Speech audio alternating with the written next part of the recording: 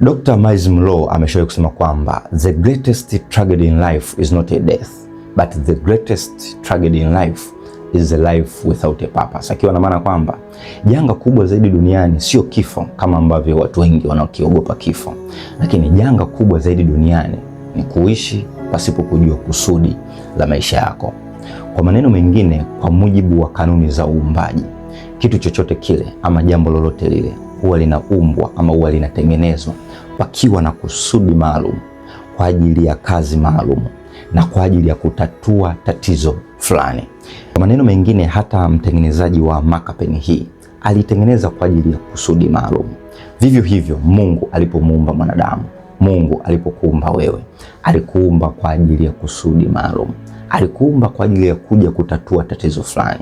Sasa swali langu kwako ni hili: wewe ulikuja kufanya nini hapa duniani? Kwa sababu kweli ni kwamba haujaja duniani kuzurura, haujaja duniani kusindikiza watu wengine.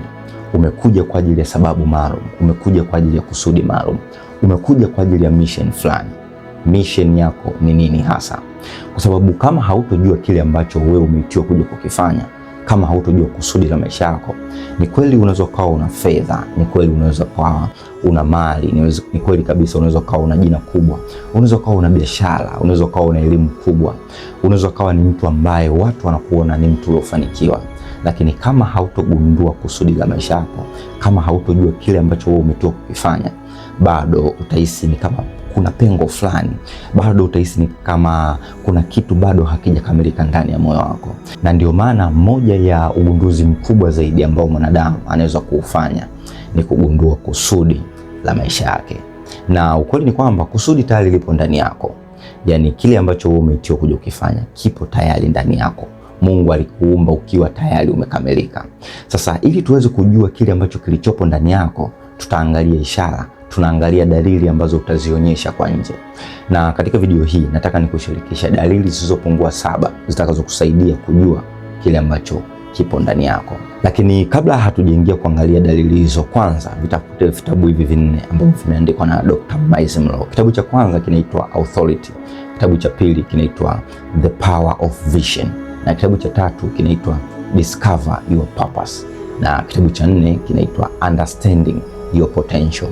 Vitabu hivi 4 ukivisoma kwa mfululizo, kwa nidhamu, vitakusaidia sana kugundua kusudi la maisha yako. Vitabu hivi vyote 4 nimeviandika katika lugha ya Kiswahili, kwa hiyo tumia namba zilizopo hapo chini kwa ajili ya kuwasiliana.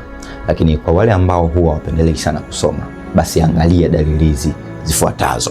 Dalili ya kwanza itakayokusaidia kugundua kusudi la maisha yako: angalia tatizo linalokuumiza na kukupa hasira. Kwa sababu kila mwanadamu ameumbwa kwa ajili ya kuongeza thamani fulani pamoja na kutatua tatizo fulani. Lakini ukweli ni kwamba sio kila tatizo huwa linamgusa mtu kwa kiwango sawa. Kuna matatizo ambayo wengine wakiyaona wala hayawasumbui kabisa, lakini kuna matatizo ambayo wewe ukiyaona yanakukosesha utulivu kabisa. Tatizo ukiliona unapoteza furaha ndani ya moyo wako. Tatizo linakuumiza, tatizo linakukasirisha, tatizo linakufanya uone kwamba, useme kwamba hapa hapana kitu kinapaswa kufanyika. Lakini kwa watu wengine tatizo hilo linaonekana ni la kawaida sana. Kwa maneno mengine, kuna watu hawawezi kuvumilia kuona watoto yatima namna ambavyo wanateseka mitaani. Kuna mtu mwingine akiona, yeye anaona tu ni kawaida, na anaweza akatamka hata maneno mabaya. Anaweza akasema kwamba hawa watoto wanazunguka tu mtaani, wanazurura tu mtaani, na wala hajali. Lakini kuna watu wakiona watoto yatima wa namna ambavyo wanazunguka na kuombaomba mtaani, mioyo yao inaumia sana, wanakosa utulivu ndani ya moyo wao. Yani ni kitu ambacho kinawasumbua. Na ndio maana kuna watu ambao huwa wanaanzisha mashirika kwa ajili ya kuwasaidia watoto yatima. Sasa hawa watu huwa hawaanzishi tu kwa bahati mbaya. Kwanza huwa kinaanza kitu ndani ya moyo wao, kitu kinaanza kuna wakeleketa, kuna kitu fulani kinawasumbua. Kuna watu ambao huwa hawawezi kuvumilia kuona vijana wanapoteseka mitaani, vijana waliopoteza mwelekeo, vijana wanatumia madawa ya kulevya.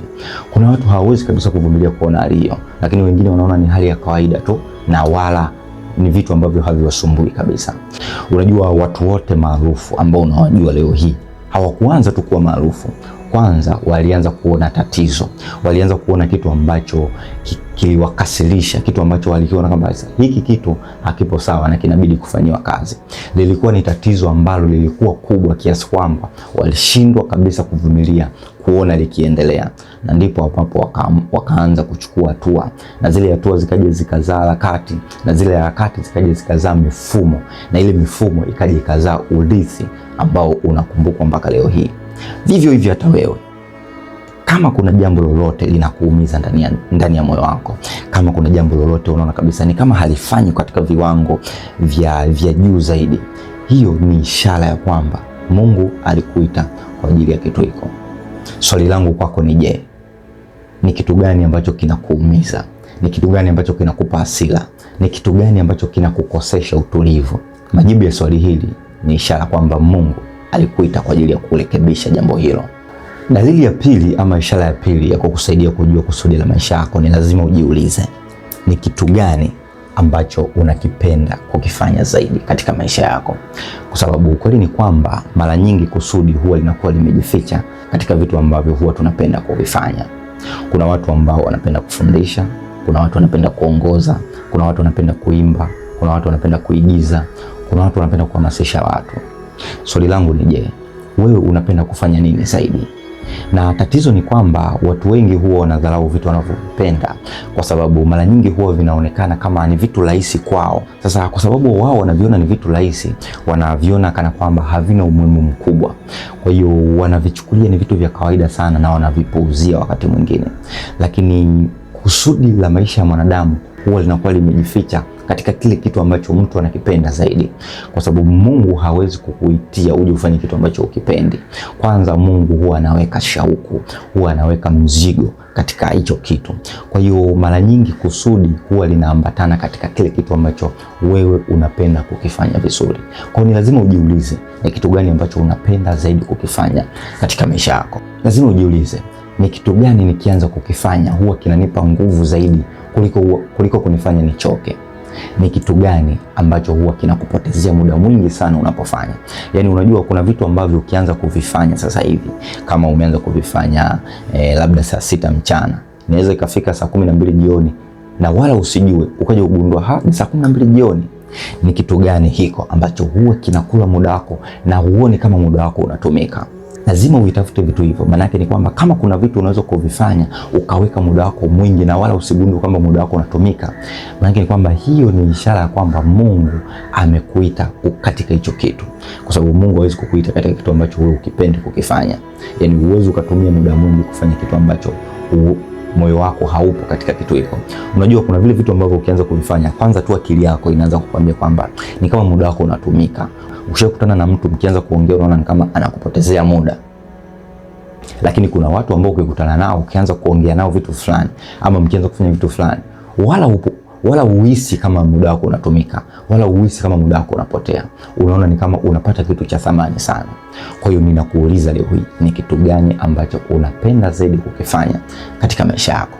Lakini tatizo kubwa ni kwamba mara nyingi tunavyoanza kukua, mara nyingi tunapoanza kujitambua, jamii huanza kufunika ama kuua zile shauku zilizopo ndani ya moyo wetu. Yaani kwa maneno mengine, jamii huanza kuua vile vitu ambavyo sisi tunavipenda. Wazazi ama jamii watakwambia tafuta kazi ambayo watu wanaiheshimu, tafuta kazi ambayo ina mshahara mkubwa, tafuta kitu ambacho kinaweza kukulipa pesa nyingi zaidi.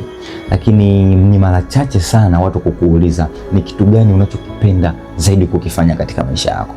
Kwa sababu unapogundua kitu ambacho unakipenda zaidi katika maisha yako, thamani yake huwa inakuwa ni kubwa zaidi kuliko ile kazi ambayo watu wanaita ina mshahara mkubwa, kuliko ile kozi ambayo watu wanasema itakulipa fedha nyingi zaidi.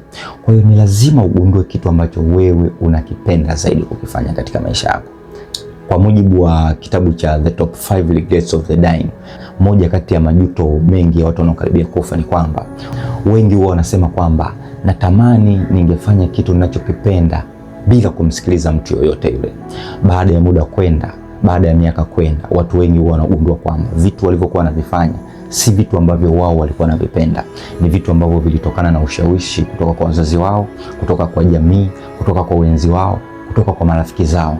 Lakini ukweli ni kwamba sio vitu ambavyo wao walikuwa wanavipenda ndani ya moyo wao. Sasa ninataka nikuulize, je, unataka baada ya miaka 70, baada ya kufikisha miaka 70, uje uingie katika majuto ambayo watu wengi wamekuwa wakiyajutia? Kama jibu ni hapana, ninakuuliza leo hii, ni kitu gani ambacho unapenda zaidi kukifanya katika maisha yako? Jibu la swali hili litakusaidia sana kugundua kusudi la maisha yako. Dalili ya tatu itakayokusaidia kugundua kusudi la maisha yako, angalia vipaji ulivyonavyo kwa asili. Vipaji ulivyonavyo kwa asili. Kwa sababu Mungu alipomuumba mwanadamu, kwanza aliona tatizo. Pili, akakuamini, akasema kwamba mtu huyu anaweza kulitatua tatizo hili. Lakini Mungu hakuishia tu hapo. Mungu alikuwekea uwezo ndani yako. Alikuwekea kipaji ndani yako ambacho kitakusaidia kufanya kitu ambacho yeye amekuitia kuja kukifanya. Na ndio maana tunapotaka kugundua kusudi la maisha yetu, ni lazima tuangalie vitu ambavyo tuna uwezo navyo, vitu ambavyo tuna uwezo kuvifanya, vitu ambavyo tunafanya kiurahisi zaidi. Kwa sababu Mungu hawezi kuweka uwezo ndani yako bila sababu yoyote ile. Kila kipaji kilichopo, kila kipaji ulichonacho leo hii kina maana yake na kina kazi yake. Kuna uhusiano wa moja kwa moja kati ya uwezo uliokuwa nao na kusudi la uwepo wako hapa duniani. Kwa hiyo sio bahati mbaya, uwezo uliokuwa nao sio bahati mbaya. Kwa hiyo ni lazima ujiulize, ni kitu gani ambacho ninakifanya vizuri zaidi kuliko watu wengine? Ni kitu gani ambacho kwangu kinaonekana rahisi lakini kwa watu wengine kinaonekana ni kigumu? Kwa sababu kuna mtu ambaye ana uwezo wa kuongea mbele ya watu wengi sana, tena kwa kujiamini na kwa ujasiri mkubwa sana. Lakini kuna mtu ukimweka mbele ya watu 10 tu, miguu inatetemeka, anakosa ujasiri na jasho zinamtoka. Yani hawezi kuongea hata mbele ya watu 10.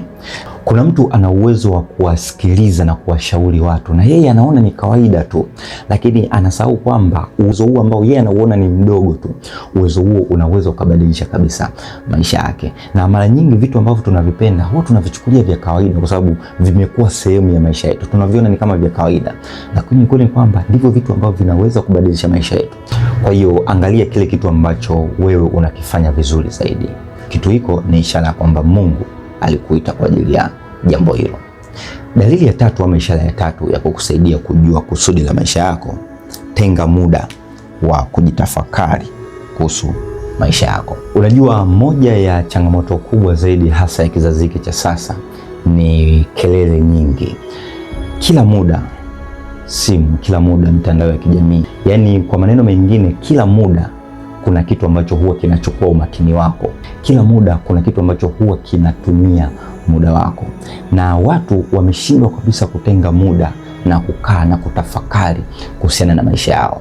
Sasa nataka nikuulize jambo moja. Mara ya mwisho kukaa na kujiuliza kwamba nimekuja kufanya nini hapa duniani ilikuwa ni lini? Na ili uweze kujua nini hasa ulichoitiwa katika maisha yako, na ili uweze kujua kile kilicho ndani yako, uweze kujua katikati ya kelele nyingi, uweze kujua huko kila wakati ukiwa umeshika simu, uweze kujua kile ulichoitiwa ukifanya wakati muda wote unasikiliza muziki. Lazima utenge muda, ni lazima ujipe nafasi, ni lazima ujipe muda wa utulivu, wa kukaa kwa utulivu na kufikiria kuhusiana na maisha yako. Kwa hiyo ili uweze kugundua dalili, ili uweze kugundua kusudi la maisha yako, ni lazima ujipe muda wa kukaa na kutafakari. Kwa maneno mengine, unapokaa na kutafakari kuhusiana na maisha yako, unaponyamaza kimya, unapoweka simu pembeni, unapojipa utulivu, ndipo ambapo moyo wako unaanza kuongea.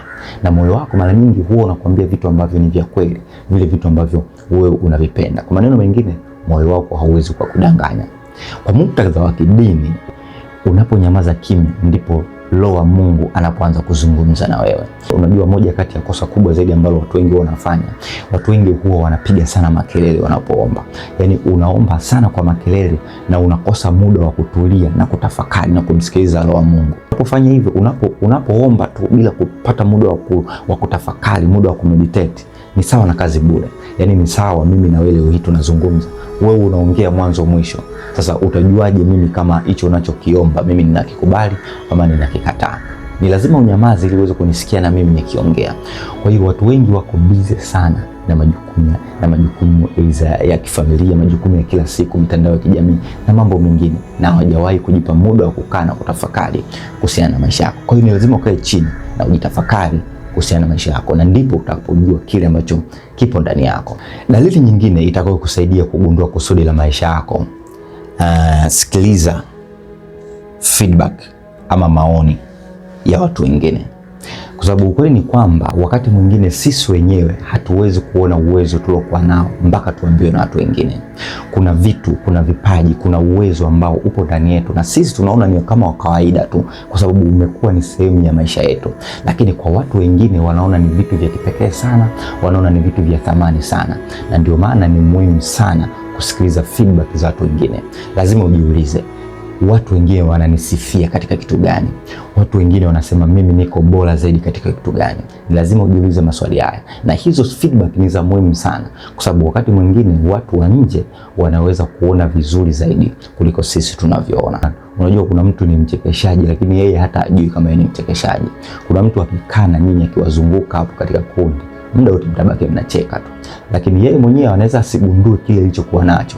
Lakini kupitia watu wengine, kupitia feedback za watu wengine, hiyo inaweza kumsaidia kujua kwamba mimi nina uwezo katika eneo fulani. Hata mimi pia nimeshawahi kupata feedback kutoka kwa watu wengine kwamba wewe unaonekana una uwezo wa kufanya kitu fulani, wewe unaonekana una uwezo wa kufanya kitu fulani, na nikajithibitia hilo kwa watu kadha tena hata nisiowajua. Kila mmoja anazungumza kitu kile kile. Kwa hiyo ilinisaidia pia kuthibitisha kwamba kile ninachokiona ndani yangu kumbe ni kitu sahihi kabisa. Kwa hiyo ni lazima uangalie feedback za watu wengine, lazima usikilize watu wengine wanazungumza nini kuhusiana na wewe, wanakusifia nini, wanasema unaweza kufanya nini, wanasema wewe uko bora zaidi katika nini, katika kitu gani. Kwa hiyo feedback za watu wengine ni moja kati ya ishara kubwa sana itakayokusaidia kugundua kusudi la maisha yako. Dalili nyingine ya kukusaidia kugundua kusudi la maisha yako ni kuangalia watu unaopenda kuwafuatilia zaidi. Unajua, watu wengi huwa wanahisi kwamba wale watu ambao wanapenda kuwafuatilia zaidi ni kama swala la kawaida tu, lakini ukweli ni kwamba huwa kunakuwa na sababu ya ziada inayotufanya tuwafuatilie watu fulani. Sababu hiyo ni ishara ya kukusaidia kwamba inawezekana kile wanachokifanya wao wewe pia unaweza kukifanya ndani yako. Kuna ile hali ambayo unajisikia kwamba unataka kuwa kama mtu fulani, unataka uwe mzungumzaji kama mtu fulani, unataka kuwa kiongozi kama mtu fulani, unataka kuwa mwimbaji kama mtu fulani, unataka kuwa mwigizaji kama mtu fulani. Mara nyingi watu ambao tunawafuatilia, tunapenda zaidi kuwafuatilia, mara nyingi vitu wanavyovifanya ni ishara ya kwamba vitu hivyo pia tuna uwezo na sisi wa kuvifanya ndani yetu. Kuna msemo mmoja unasema kwamba nionyeshe watu ambao unawaheshimu ni kuonyeshe mwelekeo wa maisha yako. Sasa msemo huu haumaanishi kwamba unatakiwa uige watu wengine, unatakiwa kufanana na watu wengine, kwa sababu Mungu amemuumba kila mtu kwa kipekee. Ni kweli tunaweza kuwa tumeitiwa katika eneo moja, lakini uwezo ambao Mungu ameweka ndani yako haufanani na vile ambavyo Mungu ameweka ndani yangu. Lakini hiyo haimaanishi kwamba hatupaswi kufuatilia watu wengine, kwa sababu watu wengi maarufu unaowajua leo hii wapo hivyo walivyo, wamefika hiyo hatua waliofika leo hii kwa sababu walikuwa inspired, walihamasishwa na watu wengine, waliwaona wengine wakifanya jambo fulani ni kama moto, wakaambukizana ule moto, akaona kwamba mbona kitu naweza nikakifanya, na mimi naweza nikakifanya, naweza nikakiboresha zaidi, na yeye akaanza kuifanya na kikao kitu kikubwa zaidi. Kwa hiyo hatuwezi kupuuzia kuangalia watu wengine, lazima tuangalie watu wengine kwa sababu tunajifunza kupitia watu wengine. Na binafsi hii ni moja kati ya njia ambayo nilitumia. Zamani nilikuwa nafuatilia watu fulani, ninafuatilia watu fulani, yani ninapenda zaidi kuwafuatilia, nikiwaona video zao, vile wanavyofanya, vile wanavyozungumza, vile wanavyohamasisha. Sasa baada ya kuja kujifunza, ndipo nikaja kugundua kwamba kumbe wale watu niliokuwa nikiwafuatilia ndani yao kulikuwa kuna kitu ambacho pia ndani yangu kipo. Nilikuja kugundua baadaye sana. Kwa hiyo moja ya njia itakayokusaidia kugundua kusudi la maisha yako ni kwa kuangalia watu ambao unapenda kuwafuatilia zaidi. Ishara ya mwisho kabisa itakayokusaidia kugundua kusudi la maisha yako ni tumia website. Tumia website kama 16personality.com.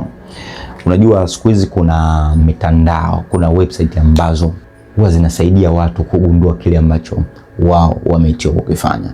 Kwa mfano kama hii website ambayo nimekuambia hapa, ukiingia Google ukiandika tu 16personality.com itakuja pale, na uzuri wa website hii ni kwamba ipo katika lugha mbalimbali, hata lugha ya Kiswahili pia ipo. Kwa hiyo ukiingia hapo Google ukiandika 16personality.com itakuja ile option ya kwanza kabisa, utaklik pale, alafu utasign kwa email yako, utachagua, utaenda kwenye setting, utachagua language, chagua Kiswahili. Ukishachagua lugha, nenda kwenye sehemu ya kujibu maswali. Ni website ambayo inakuuliza maswali. Kuna maswali mengi sana, nadhani ni zaidi ya maswali 60. Kwa hiyo unapojibu maswali haya kwa ufasaha, unapojibu maswali haya kwa kutoa taarifa za uhalisia kuhusiana na wewe, mwishoni inakupatia majibu kwamba inawezekana, kwa mujibu wa taarifa ulizozitoa, inawezekana wewe una uwezo wa kufanya jambo fulani, inawezekana wewe una kipaji cha aina fulani. Na uzuri wa website hii ni kwamba haikwambii tu una uwezo wa kufanya kitu fulani. Ikishakwambia una uwezo wa kitu fulani, inakuonyesha mifano ya watu ambao wana uwezo wa hicho kitu ambacho wewe unacho ndani yako. Kwa mfano, ikikwambia kwamba labda wewe una uwezo wa uongozi, itaanza kukuonyesha watu ambao wanafanya kitu ambacho wewe kipo ndani yako. Utakwambia labda ni Mandela, watakwambia ni Nyerere, watakwambia ni Barack Obama, watakwambia ni mtu fulani. Kama wewe nikwambia wewe ni msanii, watakwambia, itakutajia wale watu maarufu wenye majina makubwa. Kwa hiyo ni website nzuri sana ambayo inaweza ikakusaidia sana kugundua kusudi la maisha yako. Cha muhimu unachotakiwa kufanya ni kutoa taarifa zilizo sahihi kuhusiana na wewe mwenyewe. Moja kati ya maswali ambayo inauliza, itakwambia kwamba wewe ni mtu ambaye huwa unapata marafiki kwa haraka zaidi. Kwa hiyo kazi ni kwako. Je, huwa unapata marafiki kwa haraka zaidi? Ndio, nakubali. Hapana. Kawaida, neutral. Kwa hiyo vile ambavyo wewe unajibu ndivyo ambavyo inachukua hizo taarifa. Kwa hiyo hakikisha unatoa taarifa ambazo ni sahihi kuhusiana na wewe mwenyewe, ama taarifa za kweli kuhusiana na wewe mwenyewe, kwa sababu inakuuliza ile maswali personal. Kwa hiyo kwa kutumia website hii inaweza kukusaidia sana kuthibitisha ama kugundua kusudi la maisha yako. Kwa hiyo ni muhimu pia kujaribu njia zote hizi kwa pamoja. Kwanza, angalia tatizo lile ambalo linakuumiza na linakupa hasira. Je, tatizo linalokuumiza na kukupa hasira lina uhusiano wowote na kipaji ulichokuwa nacho? Lina uhusiano wowote na kitu ambacho unakipenda zaidi ukifanya katika maisha yako? Lina uhusiano wowote na feedback ambazo unapewa na watu wengine? Lazima ujithibitishe na hizi njia zote, kwa sababu wakati mwingine unaweza ukapewa feedback ya kitu ambacho wala sio kipaji chako cha asili, sio kitu ambacho unakiweza, wala sio kitu ambacho unakipenda. Kwa hiyo ni lazima ujielezeshe na hizi taarifa zote. Kwa hiyo ukizifuatilia dalili hizi kwa umakini sana, zinaweza kukusaidia sana kugundua kusudi la maisha yako. Lakini muhimu zaidi, zingatia vile vitabu vinne nilivyokutajia mwanzoni. Tafuta kile kitabu kinaitwa Authority, tafuta kitabu kinaitwa The Power of Vision, tafuta kile kitabu kinaitwa Discover Your Purpose, na kile kitabu kinaitwa Understanding Your Potential. Vitabu hivi vyote vimeandikwa na Dr. Miles Monroe. Vitakusaidia sana kugundua kusudi la maisha yako. Ninakwambia utafute vitabu kwa sababu vitabu vinakupa picha ya jumla, vinakupa ile picha pana zaidi kwa mifano mingi zaidi, ambayo kadiri unapoendelea kusoma kitabu kinakusaidia kufungua akili yako, kinakupa uelewa mkubwa zaidi wa kujua kile ambacho kipo ndani yako. Kwa hiyo njia nzuri zaidi ya kujifunza ni kupitia kusoma vitabu. Ningependa pia nisikie kutoka kwako, unadhani kati ya dalili hizi zote tulizoziangalia hapa, ni dalili gani ambayo ni rahisi zaidi kumsaidia mtu kugundua kusudi la maisha yake? Ningependa pia kusikia maoni kutoka kwako. Mimi naitwa James Atilio, ni mtaalamu wa masuala ya uchumi, lakini pia ni mwalimu wa masuala ya kujitambua pamoja na maendeleo binafsi. Nimeandika zaidi ya ebook 45 zilizopo katika lugha ya Kiswahili. Ebook hizi zitakusaidia sana, hasa katika kujiboresha wewe mwenyewe, hasa katika eneo la maendeleo binafsi. Unaweza kutumia namba zilizopo hapa chini kuwasiliana kwa ajili ya kupata ebook yako. Lakini siku zote kumbuka, jambo lolote lile utakaloliamini basi linawezekana kama ukichukua hatua. Inawezekana.